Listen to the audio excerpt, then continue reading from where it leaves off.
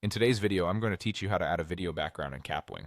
Whether you're looking to enhance the visual appeal of your project or simply want a dynamic backdrop, this step-by-step guide will walk you through the process with ease. Let's dive in and get started.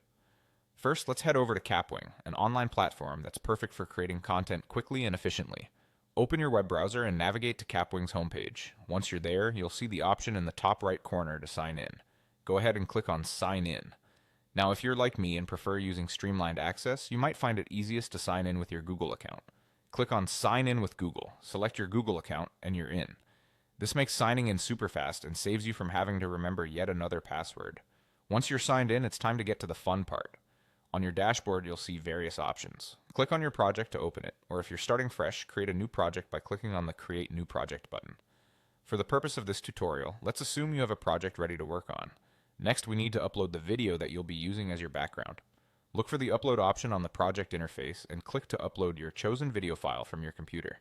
Be patient as the upload might take a few moments depending on your internet speed and the size of the video. Once the video is uploaded, it will appear in your project workspace. Now that your video is on the canvas, it's time to place it as the background. To do this, simply right-click on the video that you've uploaded. A context menu will appear with several options. What we're looking for is the Send to Back option. By clicking on Send to Back, the video will be repositioned behind any other content you might have on your canvas.